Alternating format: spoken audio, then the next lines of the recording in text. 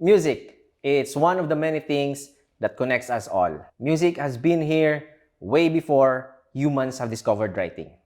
When we are sad, we turn to music. When we are happy, we turn to music. Whether we are going through tough times or we want to celebrate something, life just isn't complete without music. Here with us today is a Sydney-based Filipino band who is hoping to make waves in the local music scene. Join me and let's listen to their story. Please help me welcome The World Is Not Round. Yay! Okay. Happy to be here. Bye. Thank you for being here and thank you for inviting me over. Salamat kayo. No, salamat for making this possible. Thank you for having us. Yes, of course. Kita-kita na gud taga-iligan, no? Oh. Oh, why not? Siyempre. Okay. So, sugdan na to. Without further ado, without any drama, let's jump into it. My first question is, what's the meaning behind the name? Unsay nganong the world is not round? I mean, kaibaw man tatanan na the world is round. Pero what's with the name? Who came up with it? Tell us the story. So, it started back in 2013, back in my uni days, sa MSU IIT, sa Iligan. We had the project going on for like, I think a month before, and we were starting to form the band. And during that time, we don't have like a band name. Like we don't have like we were performing, but we don't have a band name. Always have like good evening. That's it. We like during performances. That's it. Like We are unknown. we were unknown. Like nothing at all. So I used to listen to this band called.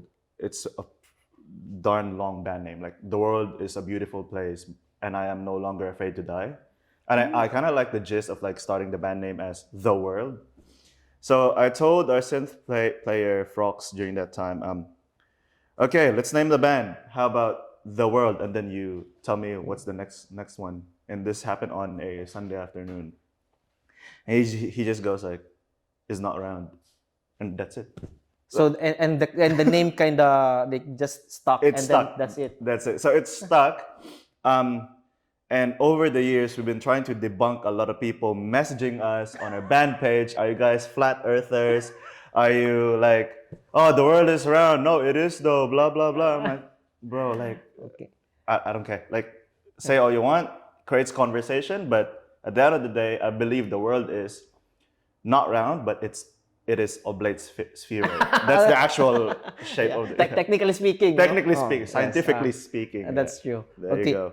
So that's the name of the band and that's the story. And then until you came here, you just kind of just went with it. Yeah, like I was kind of like I've been in a few bands here in Sydney since I came here in Sydney, and then I was kind of tossing like I haven't been playing any of my songs for like 4 years or 5 years, I think. During that time, TWINR, as shortened for The World Is Not Round, we already released like 2 albums in the past when I was still in the Philippines, and like I was just like writing like you know on a daily basis back then, and then I was trying to test out let's try to get together my friends here in Sydney, let's try to make them play my songs and see what the chemistry is.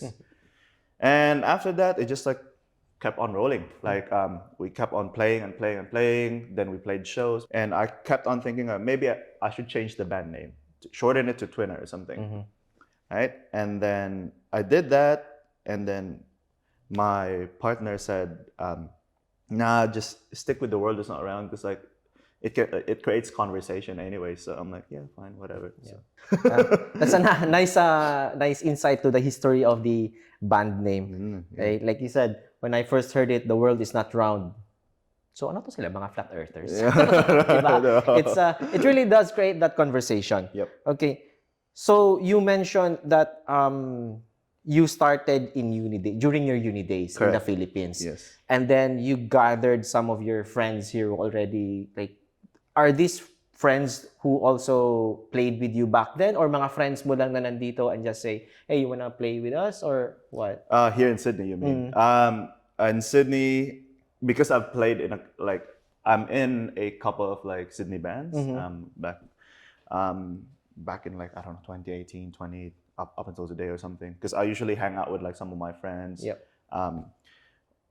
Like I just messaged them. I'm like, you know what?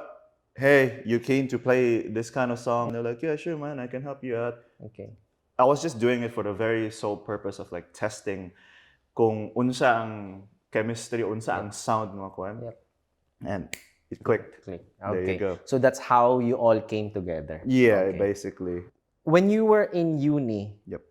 what inspired you to form a band? I was doing music ever since like what, 13 or something. Mm-hmm. And I've been involved in the local music scene in Iligan City. Yep. So we got Defiance Network back then. Got involved with that scene. I've been into like many bands. I've been into I am still involved up until today with the music scene back home, and also the skate scene back home. So Right. Iligan City Skateboarders Association, ICSA, still involved with that, and it's just like a community of like musicians and skaters, like Yep. everyone. So it was just there. Like if any one of us gets bored, you know what? Let's play music. Let's form a band or something. Okay. That's it. Like So it Natural. wasn't necessarily like one day you're sitting, parang gusto kong bumuo ng isang banda. It wasn't like that. It was natural. yeah, it was just natural because like the way before The World Is Not Round before, I used to be in a band called Arc, and we basically like played some shows back then. We released one EP, and we're still good friends up until this day. And I always hang out at this place back home, like at the rehearsal studios. Like when I'm free, when I'm not at the skate park or skate spot, I'm at the rehearsal studio just hanging out. And we got friends there, and then we just like go ahead and play. That's it. We're just like drinking outside, like sa ato ka nang mag-inom-inom lang sa Tambay gawa, lang, o, tambay lang, tuka-tuka. tugtog ta, inana, kung trip, inana. There was really like no formal structure na yung kumbaga pinilano talaga lahat. Wala jud siya kumbaga wala gituyo. Wala jud siya gituyo, but Okay. when our band Arc got dissolved after like early 2013, I kind of took like a 6-month break from playing music. And after that, I kind of messaged my old synth player in Arc, Fox, and he's like, yeah, I'm keen to like, start a new project and something like that. And then this guy named Sai, he messaged our band Arc before, and he's like, oh, do you guys need a new bassist? And then I just hit him up, and then he introduced me to Berzon, our original drummer. And funny story, when The World Is Not Round really formed, we were at MSU IID. Kablo ka kung asa tong si 80 nga field katong Sa likod? sa likod. Oh, kana may dorm. They had like a dorm there. So yun, we just hang out underneath like this big talisay tree. Yes. And we just had one guitar, and the chemistry just really clicked between like the three, me, Sai, and Berzon, because we made like 4 songs in just one afternoon. Wow. Nagkating po atong kasi mo. Sorry, ma'am. Sorry, sir. So yeah. So right there and then, kumbaga, you were already writing music. Yeah, like when we met, we were straight up. We just wrote music. Wow. That's it. So it's music, I would say, is like really something innate sa imuha na naana jud sa imuha ang music. Well, yes, I guess during the times that I do chores back when I was a kid, samtang nang lampaso, na yung gapatok ka ang Scorpions, Queen, inana, sa banadera. So I guess it is. You mentioned Scorpion, and what was the other name? Queen. Who are some of your musical influences, both from the Philippines and internationally? How did they shape your music? Well, back home, usa sa mga influence ko is like mga like the people that I look up to in Defiance Network. When I started playing guitar, one of my biggest influences were si Yan Yan sa Mini Mini Mo, si Rage sa Kill Mickey Mouse sa una, Ding Dong, EJ Talarok from Such, John Bermundo from Such, silang Simon, Mick, sa patong mga membro dito, si Ate Mix. These are all from Iligan. Kay kabalo ko sa ubang pangalan. Yes. Iligan. So silang mga kwan jud, like napoy mga uban nga mga musikero sa music scene, sa punk rock na scene sa una, na-inspire po me, na-inspired po ko sa kanang movement nilang Ramsey, sa Juju Bombs, inana. Yeah, I guess muna akong mga primary influences when I was growing up during my teen years sa Iligan. It's mainly the Defiance Network scene, so shout out sa Inyong hatanan. Shout out sa inyong tanan.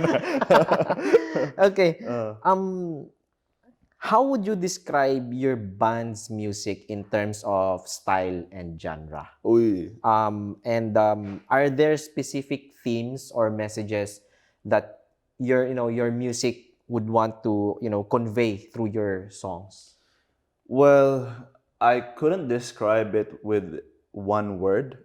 Um, I don't know, man. Like, there's just a lot. Like, my music itself is an amalgamation of like what I've been listening to over the years. Whether it's different kinds of genres, different kinds of like playing style or something, you name it. Yeah, it's just like I don't have like a word to describe it, but I think like in terms of like what the message of my songs are, I think it's just mainly like a narrative of what I've been going through day to day, and I kind of like try to make it like a little bit deep towards it. But then again, if anyone's reading the lyrics, then up to you to interpret. That's it. Well, that's the beauty with music kasi you can interpret it however you want and there's actually no right or wrong interpretation. Yeah, Yes. that's right. Yeah, yeah. Can you share the inspiration behind some of your most memorable compositions? Oh, let's say, heartbreak. Okay. So, iba talaga ang ano. Okay. Lahi ra jud. Lahi ra jud basta magugma na. Lahi ra jud. Well, before I used to write like really cheesy heartbroken songs or something like that. Pinasad boy kumbaga. But mainly these days I just write whatever or something. I mean, normally like the songs that we have upcoming are mainly like my own personal daily struggles every day, whether be it like gatry kag open og kanang dilata nya lisod kay ko music can be anything you think about. Like if you miss like eating like this kind of dish back home, you try to describe it, you try to fit it into a narrative and see where it can take you. If it works, it works. If it doesn't, it does. Like if you listen to like a lot of music these days, like some of them, yeah, they do have some meaning and stuff, but they try to incorporate like something as normal as just like drinking water. One of the lyrics maybe can be like, drinking water, it's flowing through my throat, it's so cold, blah, blah, blah, something like that. So yeah, I don't know. I think my main inspiration is just life in general in regards to writing and writing original music, my own songs and stuff. Yeah. Well, it doesn't really have to make sense at the time that you're writing it. I know this song, I can't remember the artist, Baboy.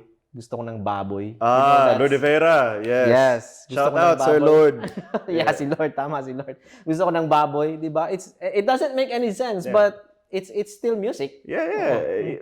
Like it has like a meaning to it, and it's up to the listener to interpret. And that's what I really like about Radioactive Sago project. Yun, Radioactive Sago. Yes. Astro, Yes. cigarettes, Oh. yeah. And it doesn't make any sense yung lyrics at all, but it's still music. Sometimes it doesn't have to have meaning. Sometimes it does. May meaning talaga. Yeah. And it's up to you how to interpret it. Yeah, that's the beauty and curse of music. There you go. Okay, there you go.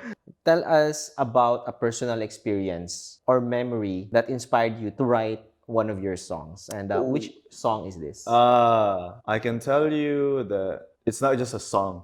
It's like a whole album. Oh, wow. Okay. Marag bugat ni ba? Bugat yung gaya. Taga, polo ka kanta. So, during the time nga nag-martial law sa Iligan because of that terrorism attack sa Marawi. Yes. So that inspired me to write a whole album, which is called Oblate Spheroid, that we released back in 2018. It's all about our experiences being in that situation. And along the lines during that time and before that time, there's a lot of like things that happened. One of my really good friends, Romeo, may he rest in peace, he passed away. And he did contribute to the album as well, on one of the songs, The Silence. Aside from that, there was this like tragedy that happened before we released our first album in 2016, which happened to our drummer Berzin. I won't go into full details about it. There's something that happened. These days, he's okay. We just played Dora last night, so Okay, so he's okay. yeah, he's okay. I think primarily it's those three things that drove me and Ronnie. Ronnie is our original bassist, but he's based in the Philippines. He's a lawyer now, and that drove us like to write like a second album, and it's that second album, like the second song on the second album, The Party's Over, is about the martial law crisis, because everyone's like being sent back home way too early. Tanks, soldiers, like bombings on like a nearby city. Yeah, I guess those experiences like really told a whole huge narrative on the second album. Do you think being in a different country has broadened your musical horizons? Yes, so 100% yes. By the time I got here in 2018 and I joined like a band here with some of my friends, it really broadened my mind as to what a musician or artist can experience. Because there's this level of professionalism and appreciation here in Sydney on any kind of music that you play. At the same time, you try to integrate what you know already from back home. You try to integrate that into like your band's music, and yeah, it creates something special in a way. But I guess it's really well, it's cool to be an immigrant. That's what I would say. Like it's cool, and it's really it's overwhelming sometimes, but at the same time, it's a great learning experience, I would say. So, yeah, anyone who has a fear of unknown, moving to a different country, it's normal, that's fine. But once you move to a different country, then I think you'll learn a lot of good and bad things along the way, but it's up to you how you perceive that and how you like take it, basically, whether positively or negatively. Have you experienced any maybe pressure? Have you felt any pressure or maybe culture shock when you first arrived here with regards to, the local music scene? Yes. When I first joined my first band here in Sydney, when we first played, like I kind of felt that pressure that I have to keep up with these guys, because like, man, these people are like on a different level. Like it was a big culture shock when the sound guy asked me like, "Oh, where should I put your amp?" And I'm like, "Where should you put my amp, man? Like I carry my own amp and put it on top of a table or beer crate back home." It's like, "Where should I put it? How much fallback do you want for your guitars or like your voice, like on the fallback monitors?" I'm like, "Oh, wow." Yeah, over time you get used to it, and then like it becomes like your own standard over time. So I guess like I'm no stranger to that kind of professionalism. There might be even more, but well, yeah, I'm just expecting and hoping I can learn more stuff along the way. Yep. So I don't feel that kind of pressure like in the future. So yeah. What is it like being a part of the local music scene here in Sydney? Ooh, it's very different, because at the end of every show, you're not given just like okay, thanks for playing. Nah, there's always that level of professionalism compared to the scene back home, or like to live music back home. When you're the guy on the stage, after you play, it's either thanks for playing, shake, shake, shake, or thanks for playing, here's a fried chicken, bihon noodles. That's it. Very typical. Yeah, very typical. Yeah, like, kuha lang dira sa layon eh. Kuha pagkaon. Na snacks o Na snack. tinapay, bihon. Tinapay, bihon. Here, it's very different. The normal venue provides you like one free beer stub. At the same time, there's a sound guy, and the sound guy like really approaches you and say, okay, what kind of sound do you need? Okay, do you need like a reverb on your mic? Back home, you just like rock up on stage, and then that's it. Kamu na bahala diha. Kamu na bahala na. Bahala na. Like here, after every show, if the show's ticketed or if the organizer of the venue can pay you, then you send them an invoice and then you get paid. It's not like freaking chicken and noodles and bread. Pandesal. Yeah. But you still get to appreciate that. Okay, diha mo gikan. Yes, And correct. then you now can see the difference. Uy, LRG, lahi ra gyud. You get to appreciate the beer stub. Yeah. You get to appreciate the professionalism na what mic do you need or what kind of music do you need. Kasi dito mo gikan sa bihon o sa nunas. So, and not just even that. If people like what you're playing, they're really gonna support you. After you play, people come, oh, bro, that's so good. What's your Insta? What's your Spotify? They will follow you. They will like, and I do the same as well to other bands because man, like this is the culture that's supposed to be in the live music scene in the Philippines. If there's one thing that that you can change in the local music scene in the Philippines, what would it be? Pay every musicians. Right. At least give them a sense of a appreciation after they play. Like, i-appreciate sila. Like, sa tanang organizers, i-take care sila. Para, ang ilang problema hon, the only problem that they will like focus on is how to put on a good show. Right. That's it. And I had this discussion last night with one of my friends. With every musician back home, like, kablo ka na style na kanamurag. Aming gabi kami day si kuan wala man may ka-practice so man lang yan. Like Yep. I mean, yes, humble siya, but at the same time you're there on the stage to entertain people. At least have some pride on what you do. At least try to give confidence on like when you're up there on the stage like Poop, I'm here. Sorry.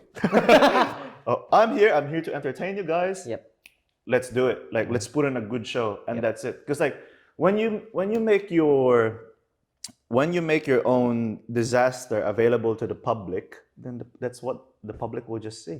When you go like, oh, when we haven't practiced, so like okay, so let's see how this night goes.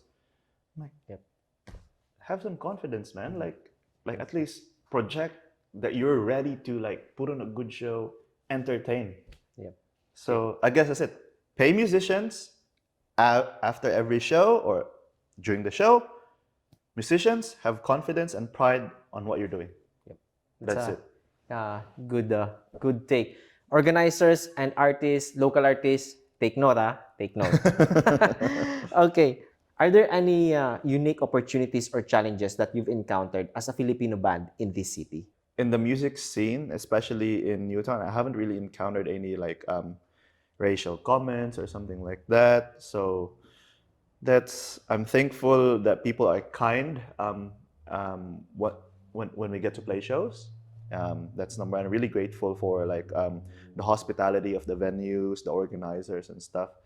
I guess as a Filipino band, I don't really think there's like a challenge for. I mean, I believe the challenges that I'm facing when I'm in the band and the problems that I'm facing is like me itself, because like you have these things going on in your head, and you're trying to like when you have like other people with you, you try to like at least show them face that you're like, yep, I'm good, I'm ready. I hope you guys are too. So yeah, I don't think there's that much issues with us being like a Filipino band so far.